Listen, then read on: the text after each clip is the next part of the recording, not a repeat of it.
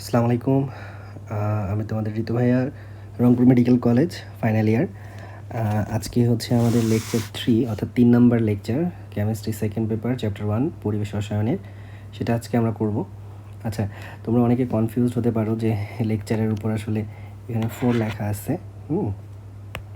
তা এটা আসলে 4 হবে না, তা এটা 3 হবে। হ্যাঁ, এটা 3 হবে। এটা আছে লেকচার 3, ঠিক আছে? আচ্ছা, তা আশা করি সবাই ভালো আছো এবং আগের 2টা লেকচার করছো। আমরা জানি যে তোমাদের সারাদিনে অনেক ব্যস্ততা থাকে, অনেক পড়াশোনা থাকে। তারপরেও তোমরা যারা রাত জেগে সময় বের করে বা দিনে বিভিন্ন সময়ে আমার লেকচারগুলো করতেছো, কেমিস্ট্রি বইটাও লাইন বাই লাইন পড়তেছো। এরপরে ইনশাল্লাহ আমরা ফিজিক্স দেখাই দিব, ফিজিক্সগুলো লাইন বাই লাইন পড়া হবে, বায়োলজিও এভাবে পড়া হবে। একটা সময় ইনশাল্লাহ দেখা যাবে যে তোমরা অ্যাডমিশন এবং একাডেমিক দুইটাতেই অসাধারণ রেজাল্ট করতে পারবা, এবং স্পেশালি একাডেমিকে তোমরা অনেক বেশি নিজেদেরকে কনফিডেন্ট ফিল করবা। যেখানে দেখা যাবে তোমাদের ম্যাক্সিমাম বন্ধুরা বইয়ের ভেতরটা পড়ে আসেনি, সেখানে তুমি লাইন বাই লাইন পড়ে আসছো এবং তুমি জানো যে কী আসতে যাচ্ছে। ঠিক আছে, চলো তাহলে আজকে আমরা শুরু করি। আজকের লেকচারটা অনেক সহজ, হ্যাঁ, আর পড়াও কম। কেমিস্ট্রি একটা সুবিধা, অনেকক্ষণ বড় বড় চ্যাপ্টার দেখে ভয় লাগে, কিন্তু অ্যাকচুয়ালি ভেতরে কিন্তু পড়া কম। হ্যাঁ, অনেক মনে করো কয়েকটা পেজ পড়ার পরে দেখবা যে কিছু অঙ্ক চলে আসে যেগুলো আমাদের জন্য স্কিপেবল। হ্যাঁ, আমরা সেগুলো চাইলে স্কিপ করতে পারি। আচ্ছা, তা দেখো অনেকের হয়তো বা দেখতে একটু সমস্যা হয়, অনেকের ঝাপসা আসে নেট খারাপ থাকার কারণে, তারা হাই রেজুলেশন দিয়ে দেখতে পারো। আমাদের এই ভিডিওটা 120 কে পর্যন্ত, মানে 120 পর্যন্ত কিন্তু সাপোর্ট করবে, হ্যাঁ, রেজুলেশন। আর যাদের সাউন্ড কম লাগবে তারা একটু কষ্ট করে ইয়ারফোনটা ইউজ করে নিও। হ্যাঁ, আচ্ছা, আসো তাহলে আমরা শুরু করি। তো দেখো আজকে আমরা পড়তেছি হচ্ছে অ্যাভোগাড্রোর সূত্র। দেখো এই যে অ্যাভোগাড্রোর সূত্রে গ্যাসের আয়তন এবং পরিমাণ, অর্থাৎ তুমি বলতে পারো মোল সংখ্যা, যেটা আমরা এন দিয়ে প্রকাশ করি, এই দুইটার মধ্যে আমরা আসলে সম্পর্ক বের করি। এই ক্ষেত্রে দুটো জিনিস স্থির থাকে। দেখো, পি এবং টি স্থির, ঠিক আছে? অর্থাৎ আমরা এই ক্ষেত্রে কিন্তু চাপ এবং তাপমাত্রা দুটাকেই স্থির রাখবো। হ্যাঁ, এবং স্থির রেখে আমরা কি সম্পর্ক পাবো? ভি সমানুপাতিক এন। অর্থাৎ আমরা যদি তাপমাত্রা এবং চাপ দুটাকেই স্থির রাখি, তাহলে গ্যাসের আয়তন তার মোল সংখ্যার সমানুপাতিক হবে। অর্থাৎ আমি মোল সংখ্যা যত বাড়াবো আয়তনও তত বাড়বে। একদম সিম্পল। হ্যাঁ, এইটাকে এই জন্য, যেহেতু তাপমাত্রাও স্থির, এই জন্য সমতাপমাত্রা আর সমচাপ, যেহেতু চাপও স্থির, এটা সমতাপমাত্রা এবং সমচাপে সম্পন্ন একটা বিক্রিয়া। আশা করি তোমরা বুঝতে পারছো। এরপরে আসো এই কিছু ইনফরমেশন আমরা জেনে নেই। সেটা হচ্ছে যে প্রমাণ তাপমাত্রা আমরা সবাই জানি 0 ডিগ্রি সেলসিয়াস, সেটাকে ক্যালভিনে করলে 273.15 kelvin. 1 atmosphere equals to 760 millimetre of mercury, অথবা 760 টর, অথবা 1 বার তোমরা বলতে পারো। এগুলো তোমরা আগের লেকচারগুলোতে দেখছো। আচ্ছা, এরপরে আসো এই জিনিসটা মেডিকেলের জন্য বেশ গুরুত্বপূর্ণ। অনেক সময় এই জিনিসগুলো আসে, খুবই সহজ জিনিস, তুমি একটু দেখলেই পারবা। হ্যাঁ, যে দেখো 1 মোল অণু যদি কোথাও বলা থাকে, বা 1 মোল কার্বন ডাইঅক্সাইড বা 1 মোল অক্সিজেন, যেখানেই 1 মোল বলা থাকবে, মনে রাখবা সেখানে অনুসংখ্যা হয় 6.02 ইন্টু 10⁻23। তোমরা সবাই জানো এটা হচ্ছে অ্যাভোগাড্রো নাম্বার, তাই না? আচ্ছা, আমি যদি বলি 1 মোল কার্বন ডাইঅক্সাইডে অনুসংখ্যা কত, তাহলে 1 মোল কার্বন ডাইঅক্সাইডে অনুসংখ্যা হচ্ছে 6.02 ইন্টু 10⁻23। এখন 1 মোল না বলে যদি আমরা জানি যে 1 মোল কার্বন ডাইঅক্সাইডের ইকুয়ালস টু হচ্ছে 44 গ্রাম কার্বন ডাইঅক্সাইড, তাই না? এটা হচ্ছে আণবিক ভর দিয়ে আমরা করলাম যে কার্বনের ভর কত, অক্সিজেনের ভর কত, 2টা অক্সিজেন আছে, সেই অনুযায়ী যোগটোগ করে আমরা পেলাম 44। তাহলে পরীক্ষায় ধরো বলা আছে 44 গ্রাম কার্বন ডাইঅক্সাইডের আণবিক ভর কত, তাহলে সেটা হবে 6.02 ইন্টু 10⁻23। কেন? কারণ 44 গ্রামে হচ্ছে 1 মোল হয়। 44 গ্রামে কয় মোল হয় ভাইয়া? 44-এ হয় 1 মোল। কিন্তু ধরো পরীক্ষায় বলা আসছে 88, পরীক্ষায় এটাই চলে আসলো, ঘুরাই চলে আসলো, বললো যে 88 গ্রাম কার্বন ডাইঅক্সাইডে অনুসংখ্যা কত। তখন তোমাকে কী করতে হবে যে 88 গ্রামে কয় মোল হচ্ছে? 2 মোল। কয় মোল হচ্ছে? 2 মোল। তাহলে তোমাকে কী করতে হবে? 6.02 ইন্টু 10⁻23 ইন্টু 2 দিতে হবে, ঠিক আছে? তো তোমরা এগুলো দেখে ভয় পেয়ে যাও, আসলে ভয় পাওয়ার কোনো দরকার নেই। যখন এরকম 2 দিয়ে গুণ করবা এই মানটাকে, যখন তুমি 2 দিয়ে গুণ করবা, তখন হচ্ছে এই পয়েন্টের কথা চিন্তা করবো না, পয়েন্ট বাদেই গুণ করে বসাই দিবা, আর 10⁻23 তো থাকবেই। হ্যাঁ, তারপরে গুণ করে বসানোর পরে পয়েন্টের মানটা বসাবা। কথা বোঝা গেছে? এগুলো কিন্তু আসলে তোমরা একটু প্র্যাকটিস করলেই পারবা। তাহলে এই 24 পেজে এতটুকুই, একটু একটু প্র্যাকটিস করবা বিভিন্ন মান টান দিয়ে, তাহলেই হবে। হ্যাঁ, আচ্ছা চলো আমরা নেক্সট পেজে যাই। আচ্ছা, তাহলে দেখো এখানে বিভিন্ন বিভিন্ন এককে আসলে গ্যাসের আয়তন এবং চাপগুলো বলা হচ্ছে। প্রথমে এসটিপিতে বলছে, এসটিপিতে তোমরা জানো 1 মোল গ্যাসের আয়তন হচ্ছে 22.414 লিটার। এনটিপি তোমরা এটা জানো কিনা জানি না। এসটিপি গেল, নিচে আছে এসএটিপি, আর আরেকটা আছে এনটিপি। এনটিপির পুনরূপ হচ্ছে নর্মাল টেম্পারেচার অ্যান্ড প্রেশার। এনতে কি? এনতে হচ্ছে normal normal normal temperature and pressure. আচ্ছা, তা এসটিপিতে গেল। এনটিপিতে তাপমাত্রাটা হয় 20 ডিগ্রি সেলসিয়াস, আর চাপটা হয় 1 অ্যাটমসফিয়ার, এবং মোলার আয়তনটা হয় 24.040 লিটার। এটা মুখস্থ করে ফেলবা। এরপরে আসা হচ্ছে 25 ডিগ্রি সেলসিয়াস তাপমাত্রা, এটা হচ্ছে এসএটিপিতে। এসএটিপির পুনরূপ কী বলো দেখি? আগের দিন লেকচারে ছিল কিন্তু এসএটিপির পুনরূপ। এসএটিপির পূর্ণরূপ হচ্ছে standard ambient temperature and pressure. Ambient মানে আমরা বলছিলাম যে পরিবেশের সাপেক্ষে, চারপাশে পরিবেশের সাপেক্ষে। তাহলে সেখানে টেম্পারেচার কত আসতেছে? 24.789 লিটার, সরি আয়তন, মোলার আয়তন। তাহলে এই বিভিন্ন এককে বা বিভিন্ন এসটিপিতে, এসএটিপিতে, এনটিপিতে 1 মোল গ্যাসের আয়তন কেমন হয়, তাপমাত্রা কেমন হয়, চাপ কেমন হয়, এটা জেনে রাখতে হবে। হ্যাঁ, আচ্ছা। তারপরে এই অঙ্কটা তোমরা সলভ করে ফেলো দেখি তোমরা পারো কিনা। এটা আসলে অঙ্ক না, ইনফরমেশন। একটু আগে যেটা তোমাদেরকে পড়ানো হলো যে এসটিপিতে 1 মোল SO2 এর আয়তন কত। দেখো এখানে মজার বিষয় হচ্ছে, এখানে SO2 বললেও যা হতো, কার্বন ডাইঅক্সাইড বললেও যা হতো, অক্সিজেন বললেও তাই হতো, কারণ এগুলো সব গ্যাস। আমরা একটু আগেই পড়ছি এসটিপিতে 1 মোল গ্যাসের মোলার আয়তন হবে 24.414, ঠিক আছে, লিটার। কিন্তু দেখো এখানে আমরা কিন্তু 24.414 লিটার দেখতে পাচ্ছি না, আমরা দেখতে পাচ্ছি হচ্ছে ডেমি কিউব। কী দেখতে পাচ্ছি? Demi cube. তা দেখো তোমাদেরকে যখন আগের লেকচারগুলো আমি পড়াইছিলাম, সেখানে কিন্তু আমি বলছিলাম যে লিটারের সমার্থক শব্দ হচ্ছে ডেমি কিউব। তার মানে 1 লিটার ইকুয়ালস টু, তোমাদেরকে এটা মাথায় রাখতে হবে। আগের লেকচারগুলো তো আমি পড়াইছিলাম, তোমরা দেখবা দাগানো আছে 1 litre equals to 1 demi cube. বুঝা গেছে? মনে থাকবে? আচ্ছা, তাহলে 24.141 লিটারও যা কথা, ডেমি কিউবও কিন্তু একই কথা। ডেমি কিউব, নট শুধু ডেসিমিটার, ডেসিমিটার কিউব। কথা বোঝা গেছে? আচ্ছা, তারপরে আসো, তোমরা চাইলে এই অঙ্কটা একটু প্র্যাকটিস করে দেখতে পারো বাসায় নিজেরা। এটা আসছিল একবার মেডিকেল পরীক্ষায়, কাজে এটা ভিভিআই।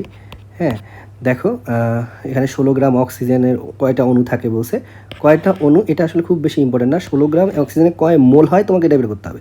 তা আমরা জানি যে অক্সিজেনের আণবিক ভর কত বলো তো? অক্সিজেনের আণবিক ভর হচ্ছে 32, ঠিক আছে। তাহলে 32 গ্রামে হয় হচ্ছে কত বলো তো? তাহলে 32 গ্রামে অণু থাকে 6.02 × 10⁻23টা।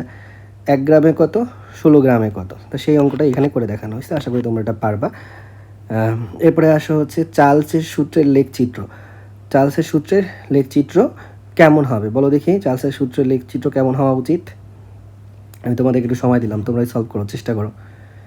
আচ্ছা, তোমরা আশা করি বুঝতে পারছো। মনে রাখবা, চার্লস চতে চার্লস, চতে চার্লস, চতে চাপ। তাহলে চার্লসের সূত্রে কোনটা স্থির থাকে বলো তো? চার্লসের সূত্রে স্থির থাকে হচ্ছে চাপ। কোনটা স্থির থাকে? চাপ কিন্তু স্থির থাকে, ঠিক আছে। আচ্ছা, যেহেতু চার্লসের সূত্রে চাপ স্থির থাকে, আর আমরা জানি চাপের সমার্থক শব্দ হচ্ছে বার, তাহলে মনে রাখবা হচ্ছে যে চার্লসের সূত্রের লেখচিত্রের নাম হচ্ছে আইসোবার। এটা কিন্তু এর আগের দিন থিওরিতে ছিল। আচ্ছা, ঠিক আছে, এই পেজ থেকে এগুলো করলে, এগুলো জানলেই হবে।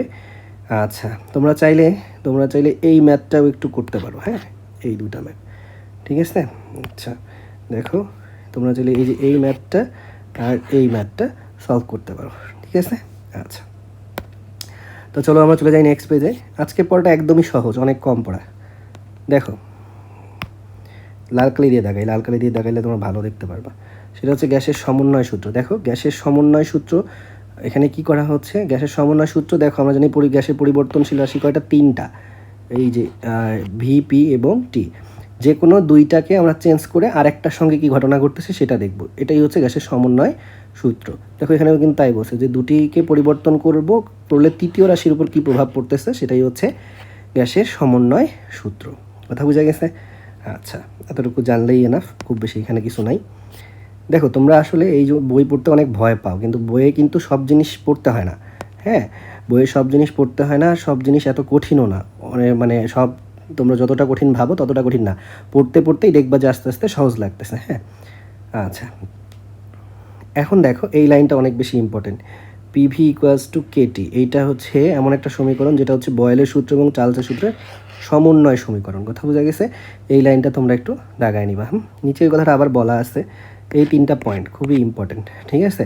যে বয়েলের সূত্র এবং চার্লসের সূত্রভিত্তিক সমীকরণ থেকে আমরা পিভি ইকুয়ালস টু কেটি এটা পাই, যেটা সকল তাপমাত্রা এবং চাপে প্রযোজ্য হয় সকল গ্যাসের ক্ষেত্রে। বাস্তব গ্যাসের ক্ষেত্র, এই শোনো একটা কথা বলি, আমরা বাস্তবে যে গ্যাসগুলো পাই কোনোটাই কিন্তু আদর্শ গ্যাস না। তবে হ্যাঁ, বাস্তব গ্যাসগুলো সব বাস্তব গ্যাস, হ্যাঁ আমরা বাস্তব গ্যাস পাই, কিন্তু আদর্শ গ্যাস কিন্তু পাই না। তা বাস্তব গ্যাসগুলো কিন্তু উচ্চ তাপমাত্রায় আর নিম্ন চাপে আদর্শ গ্যাসের ন্যায় আচরণ করে, ঠিক আছে? আর বাস্তব গ্যাসের জন্য সাধারণত আমরা কোন ধরনের সমীকরণটা ইউজ করি? ভ্যান ডার ওয়ালসের সমীকরণটা আমরা ইউজ করি, যেটা সামনের লেকচারগুলোতে আসবে ইনশাল্লাহ।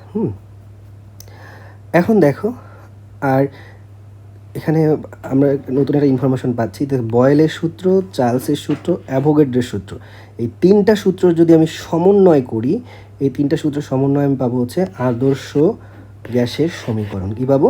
আদর্শ গ্যাসের সমীকরণ, যেটা প্রিটি মাচ ইম্পর্টেন্ট, ঠিক আছে? এখানে দেখো যে বয়েলের সূত্র, চার্লসের সূত্র, অ্যাভোগাড্রোর সূত্র 3টা দেখানো হয়েছে, কোনটাতে কোন রাশিগুলো স্থির থাকে সেটা দেখানো হয়েছে, এবং 3টার সমন্বয় আমরা কী পাচ্ছি? আদর্শ গ্যাসের সমীকরণটা কিন্তু আমরা পাচ্ছি। শোনো, এখানে একটা ইনফরমেশন আমি বলে রাখি, তোমরা এই যে পিভি ইকুয়ালস টু এনআরটি যেটা বলতেছো, এটা কিন্তু আদর্শ গ্যাসের সমীকরণ, কিন্তু আরেকটা আছে আদর্শ গ্যাসের গতীয় সমীকরণ, সেটা হচ্ছে পিভি ইকুয়ালস টু 1/3 mN/c²। এটা ফিজিক্সেও আছে, কেমিস্ট্রিতেও তোমরা সামনে পাবা। এটা হচ্ছে গতীয় সমীকরণ। কি সমীকরণ? আদর্শ গ্যাসের গতীয় সমীকরণ। আচ্ছা, এরপরে দেখো মোলার গ্যাস ধ্রুবক। মোলার গ্যাস ধ্রুবক হচ্ছে কি? পিভি ইকুয়ালস টু এই যে এনআরটি, এই আরকে আমরা বলি সার্বজনীন গ্যাস ধ্রুবক বা মোলার গ্যাস ধ্রুবক। এটাই, যেটাকে তুমি সার্বজনীন গ্যাস ধ্রুবক বলতেছো, ওটাই হচ্ছে মোলার গ্যাস ধ্রুবক। হ্যাঁ, আচ্ছা, এরপরে নেক্সট পেজে আসো। তো দেখো, আচ্ছা তোমরা এখানে এমসিকিউটা সলভ করো নাই হয়তো, এই যে এসআই এককে আর এর মান। তা তোমরা জানো যে এসআই এককে আর এর মান আমরা এখনও পড়িনি, একটু পরে আমরা পড়বো।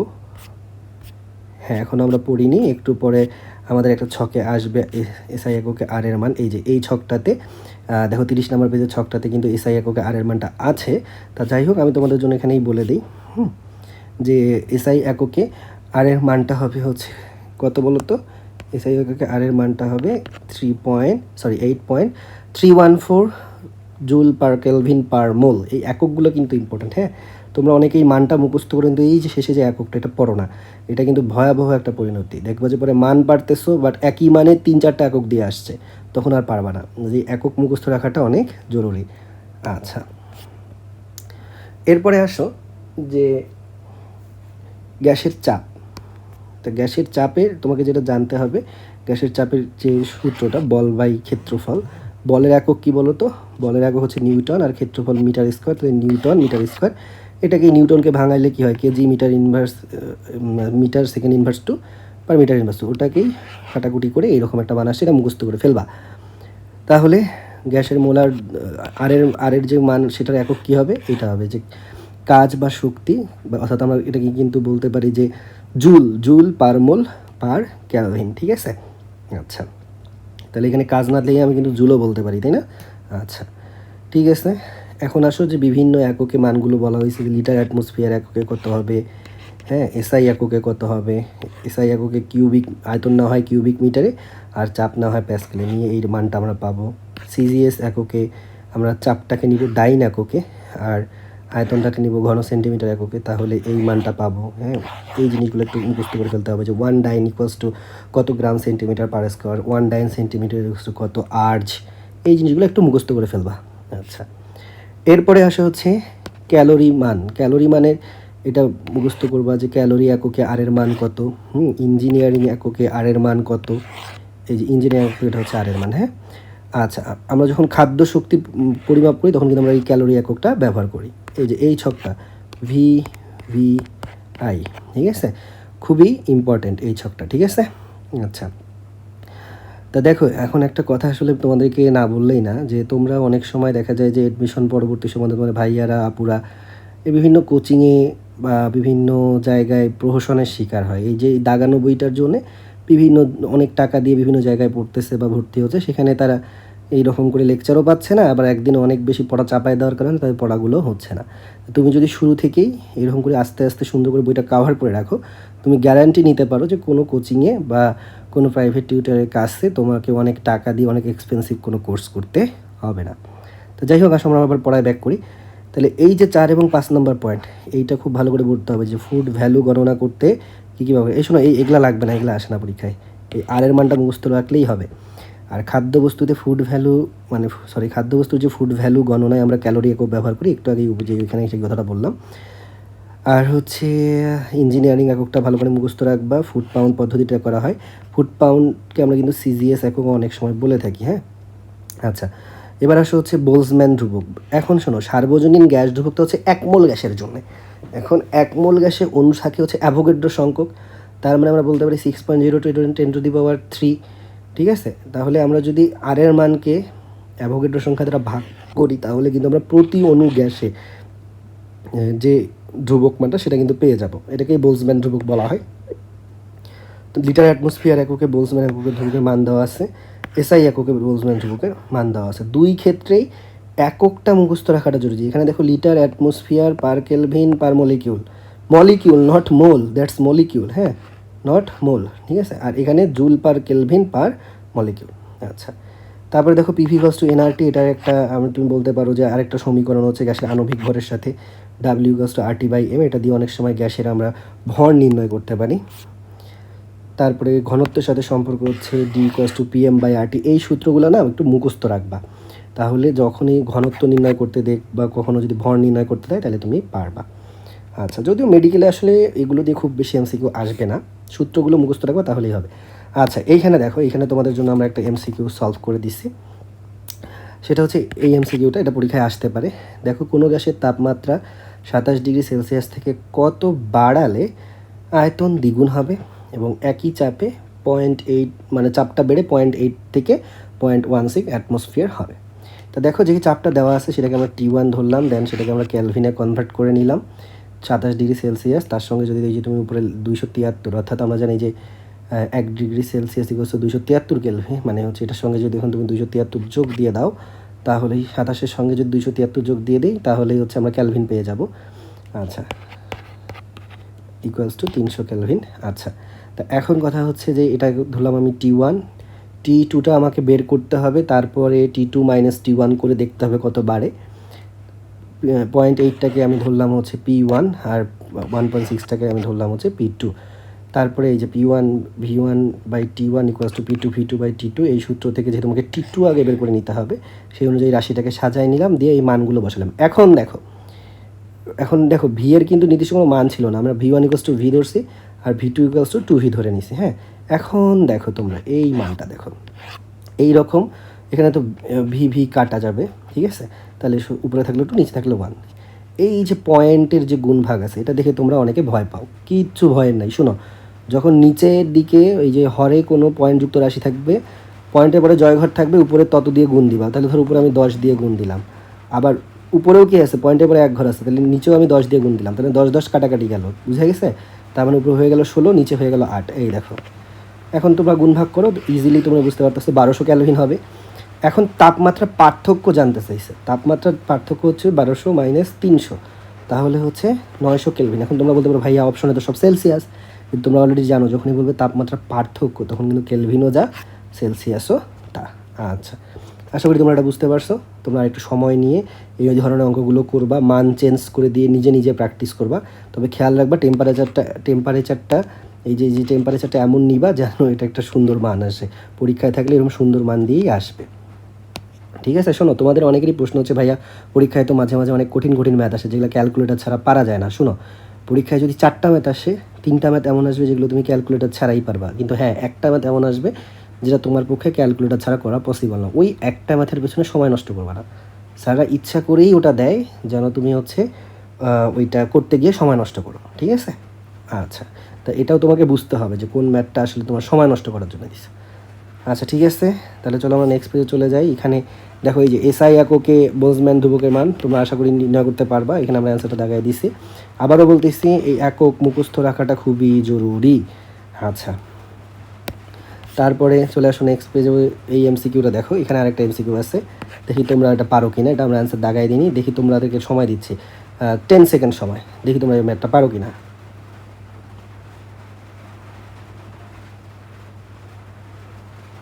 আচ্ছা, আশা করি তোমরা অলরেডি অনেকে পেরে গেছো এই ম্যাথটা।